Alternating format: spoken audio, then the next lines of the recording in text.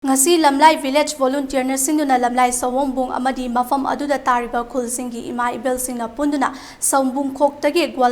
Gwaltabi fawba peace rally chana bahona bada Gwaltabi yobangam kitre rally adugi miyam aduna Gwaltabi tamna changsilakpada yangang pokpi bazar Europada protesters sing amadi security singi marakta mukna bathoki mob adubu control tawna bahona bada security singi maikaidagi mob bomb tear gas cell na chingba kaya kaptuna protesters sing adubu tankaiki protesters sing aduna fongdoropada makoigi mayum maina chakraba yum sing adubu amuktang yengzaruge amadi chaliba khongchat asi lan tawge haina chatpanate peace rally chatpani masida security personnel singna tear gas kapsin ba yaningde haiki amadi mukna ba aduda afa apun amadi aso apandi thokide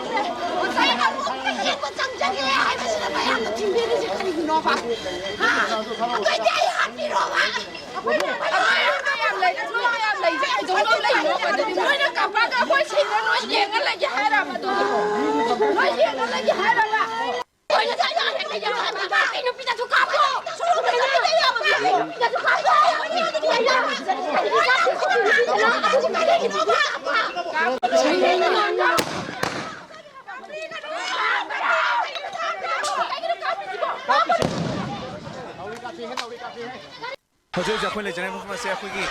lamlai AC gi manung da leiba akhoi gi yang pokpi yorom dai dunia da mafam ase akhoi gi moirei khoi mama na ma se mafam ase da akhoi gi lamlai ken village volunteer force hai ba akhoi gi look asina mass rally against remote force hai bana sing ba akhoi gi dalo mioi chake ana lakuna akhoi gi mafam ase da leiba akhoi buffer zone ase da buffer zone ase gi khari ba mafam sing ase akhoi thukai yu hai duna akhoi ngasi mau manung da yum da ai yang jage ngasi mau pangtri imai bana tamjaram balando ai ngasi mau ta kai tai yang ta yang jage na saroi dai kong pai ra ka koi ra masu koi ram ge imai bana si ki mama pam da du dai ju si ba chang ring ge asam lai bana ko ki me nga ga tam ba ding amaga akoi bo ding ak pi bangam da ba si do kare hai adoi ju chiri ba mafam do ka bai na chiri bano karam ba ka di san da chiri bano ai among ta yang jage sar akoi peacefully sat ke khoi yum khoi gi leibam du dia khoi ungtang yeng jege hai bane ba adu hoji leiri ba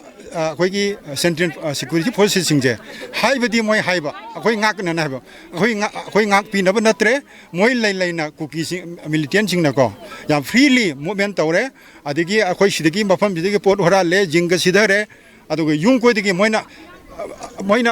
ai ni kanoda moi sangaga maning makha tamna freely movement tawre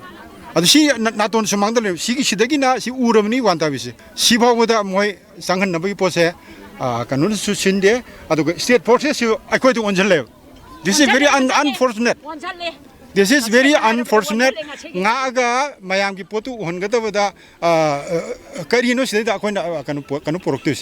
aduna akoi sida thingamni na thinge yadrise state government aduga central government ani na koi thingmane na koi lone state ki force sigi manage tawriba kangbu ngadinga sigi lead tawriba kanu koi gi police personnel moina akoi thingmani akoi da torture tawani in karagi namukta in favor of cookie chin narco terrorist gi favor lamlai rom degi lakpa miyam mioi chake ana khoi lakna manipur ki satam kai be ro amadi akhoi marak sele ba khoi buffer zone lokha ka dabni haban chimba khol ok amro dawri chere ras dang sai khoi moirei khul mamanga central force sing amadi akhoi imai ben sing wari sanara matam da wari sanari ba du kari no haibagi taning man bagi khola mana khoi le mori ba dale hori ba miyam aduna sangjat aga rele lakni rele aduna ꯑꯩꯈꯣꯏꯒꯤ ꯂꯥꯛꯈꯤꯕꯗ ꯁꯣꯕꯨꯡ ꯈꯣꯛꯇꯒꯤ ꯂꯥꯛꯈꯤꯕꯗꯨꯅ ꯍꯧꯖꯤꯛ ꯌꯥꯏꯉꯪꯄꯣꯛꯄꯤ ꯕꯖꯥꯔꯗ ꯌꯧꯁꯤꯜꯂꯛꯑꯦ ꯌꯥꯏꯉꯪꯄꯣꯛꯄꯤ ꯕꯖꯥꯔꯗ ꯑꯩꯈꯣꯏꯒꯤ Manipur state force ꯑꯃꯗꯤ central force ꯑꯩꯈꯣꯏ BSFꯁꯨ ꯂꯩꯔꯤ ꯃꯐꯝ ꯑꯁꯤꯗ ꯂꯩꯔꯤꯕ ꯑꯩꯈꯣꯏꯒꯤ ꯐꯣꯔꯁꯁꯤꯡ ꯑꯁꯤꯅ ꯆꯪꯕ ꯌꯥꯔꯣꯏ ꯍꯥꯏꯗꯨꯅ ꯃꯁꯤꯗ ꯊꯤꯡꯗꯨꯅ ꯂꯩꯈ꯭ꯔꯦ ꯑꯗꯨꯕꯨ ꯃꯌꯥꯝꯁꯤꯡ ꯑꯁꯤꯅꯗꯤ ꯆꯪꯒꯅꯤ ꯍꯥꯏꯗꯨꯅ ꯒ꯭ꯋꯥꯜ ꯇꯥꯕꯤ ꯇꯥꯅ ꯆꯪꯒꯅꯤ ꯍꯥꯏꯗꯨꯅ ꯃꯤꯌꯥꯝꯅꯗꯤ ꯑꯀꯟꯕ ꯃꯑꯣꯡꯗ ꯍꯧꯖꯤꯛ ꯃꯨꯛꯅꯔꯛꯄꯒꯤ ꯃꯑꯣꯡ ꯑꯃꯗ ꯎꯔꯤ ꯑꯗꯨꯅ ꯃꯇꯥꯡ ꯑꯁꯤꯗ ꯑꯩꯈꯣꯏꯒꯤ ꯁꯦꯟꯇ꯭ꯔꯦꯜ ꯐꯣꯔꯁꯁꯤꯡ ꯑꯃꯗꯤ ꯁ꯭ꯇꯦꯠ ꯐꯣꯔꯁꯁꯤꯡꯅ ꯑꯩꯈꯣꯏꯒꯤ ꯀꯔꯤ ꯈꯣꯡꯊꯥꯡ ꯂꯧꯈꯠꯂꯛꯀꯅꯤ ꯍꯥꯏꯕꯗꯤ ꯑꯩꯈꯣꯏ ꯆꯞ ꯆꯥꯕ ꯍꯧꯖꯤꯛꯐꯥꯎꯒꯤ ꯑꯣꯏꯅ ꯈꯪꯕ ꯉꯝꯗ꯭ꯔꯤ ꯑꯗꯨꯕꯨ ꯃꯤꯌꯥꯝꯁꯤꯡꯁꯤꯅ ꯍꯥꯏꯔꯤꯁꯦ ꯑꯩꯈꯣꯏ ꯒ꯭ꯋꯥꯜ ꯇꯥꯕꯤ ꯇꯥꯅ ꯆꯪꯒꯦꯗꯤ ꯍꯥꯏꯔꯤ ꯑꯗꯨ ꯃꯐꯝ ꯑꯁꯤꯗ ꯂꯩꯔꯤꯁꯦ ꯑꯩꯈꯣꯏꯒꯤ ꯀꯩꯅꯣꯅ ꯃꯨꯛꯅꯔꯛꯄꯒꯤ ꯐꯤꯕꯝ ꯑꯗꯨꯅꯤ ꯍꯧꯖꯤꯛ ꯑꯩꯈꯣꯏꯒꯤ ꯏꯃꯥ ꯏꯕꯦꯟ ꯃꯌꯥꯝꯁꯤꯅ ꯍꯧꯖꯤꯛ ꯆꯪꯒꯦ ꯍꯥꯏꯗꯨꯅ ꯑꯩꯈꯣꯏꯅ ꯇꯧꯔꯛꯄ ꯃꯇꯝꯗ ꯃꯌꯥꯝꯁꯤꯅ ꯍꯟꯕ ꯂꯩꯇꯅ ꯑꯩꯈꯣꯏꯒꯤ ꯃꯨꯛꯈꯥꯏꯔꯤꯕ ꯃꯨꯛꯅꯔꯛꯄ ꯊꯣꯛꯂꯛꯄꯗꯨꯗꯤ ꯑꯩꯈꯣꯏ ꯆꯪꯁꯤꯜꯂꯛꯄ ꯈꯔꯗꯤ ꯍꯧꯔꯤ ꯑꯗꯨꯕꯨ ꯄꯨꯂꯤꯁꯅꯁꯨ ꯀꯟꯇ꯭ꯔꯣꯜꯗꯤ ꯇꯧꯔꯤ ꯑꯗꯨꯕꯨ ꯍꯧꯖꯤꯛ ꯍꯧꯖꯤꯛ ꯀꯔꯤ ꯇꯧꯒꯅꯤ ꯍꯥꯏꯕꯗꯨꯃꯛꯇꯤ ꯑꯩꯈꯣꯏ ꯈꯪꯗ꯭ꯔꯤ ꯑꯗꯨꯕꯨ ꯄꯨꯂꯤꯁꯁꯤꯡ ꯑꯁꯤꯅ ꯑꯩꯈꯣꯏꯒꯤ ꯇꯤꯌꯥꯔ ꯒ꯭ꯌꯥꯁ ꯁꯦꯜ ꯀꯥꯞꯇꯨꯅ ꯑꯩꯈꯣꯏꯒꯤ ꯌꯥꯝꯂꯕ ꯃꯤꯌꯥꯝ ꯑꯁꯤꯕꯨ ꯃꯣꯠ ꯊꯨꯒꯥꯏꯕꯒꯤ ꯁꯛꯇꯝ ꯑꯃꯗꯅꯤ ꯎꯔꯤꯁꯦ ꯍꯧꯖꯤꯛ ꯑꯁꯣꯝ ꯅꯥꯀꯟꯗꯒꯤꯁꯨ ꯅꯨꯡ ꯊꯨꯝꯖꯤꯜꯂꯛꯄꯅꯆꯤꯡꯕ ꯑꯃꯗꯤ ꯇꯤꯌꯥꯔ ꯒ꯭ꯌꯥꯁ ꯁꯦꯜ ꯀꯌꯥ ꯀꯥꯞꯄꯤ nung thare nung tome hojik protester sing asina nung kana thulakna bara oidona police amadi misaki ma ta kan mong tamayo ani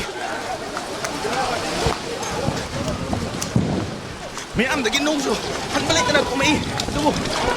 dia ke sia pun makatan bara oidona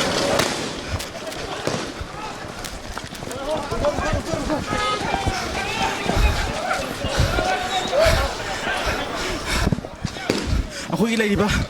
ꯃꯁꯤꯒꯤ state ꯐꯣꯔꯁꯁꯤꯡ ꯑꯁꯤꯅ ꯑꯩꯈꯣꯏ ꯍꯦꯟꯖꯜꯂꯛꯀꯅꯨ ꯍꯥꯏꯕ ꯌꯥꯗꯕꯗꯒꯤ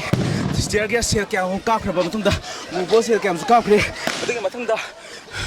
ꯄ꯭ꯔꯣꯇꯦꯁꯇꯔꯁꯤꯡ ꯑꯁꯤꯅ ꯅꯨꯡ ꯊꯣꯡꯂꯛꯄꯁꯨ ꯑꯗꯨꯃꯛ ꯂꯦꯞꯇ꯭ꯔꯤ ꯑꯗꯨꯕꯨ ꯄꯨꯂꯤꯁꯀꯤ ꯃꯥꯏꯀꯩꯗꯒꯤꯁꯨ ꯑꯩꯈꯣꯏ ꯇꯤꯌꯔ ꯒ꯭ꯌꯥꯁ ꯁꯦꯜ ꯀꯥꯞꯄꯁꯨ ꯑꯗꯨꯃꯛ ꯂꯦꯞꯇꯅ ꯑꯗꯨꯝ ꯀꯥꯞꯂꯤ ꯑꯗꯨꯕꯨ ꯃꯈꯥ ꯇꯥꯕ ꯑꯩꯈꯣꯏ ꯄ꯭ꯔꯣꯇꯦꯁꯇꯔꯁꯤꯡ ꯑꯁꯤꯅ ꯒ꯭ꯋꯥꯜ ꯇꯥꯕꯤ ꯇꯝꯅ ꯆꯪꯒꯅꯤ ꯍꯥꯏꯔꯤꯕꯁꯤ ꯆꯪꯕ ꯉꯝꯒꯗꯧꯔꯤꯕ꯭ꯔꯥ ꯍꯥꯏꯕꯗꯨ ꯃꯤꯌꯥꯝ ꯄꯨꯟꯅ ꯉꯥꯏꯃꯤꯟꯅꯈꯤꯁꯦ ꯍꯤꯔꯝ ꯑꯁꯤꯒꯤ ꯃꯇꯥꯡꯗ ꯚꯤꯗꯤꯑꯣ ꯖꯔꯅꯦꯂꯤꯁ ꯂꯥꯡꯉꯝꯕꯒ ꯂꯣꯏꯅꯅ ꯄꯥꯎ ꯄꯥꯖꯔꯤ ꯅ꯭ꯌꯨꯁ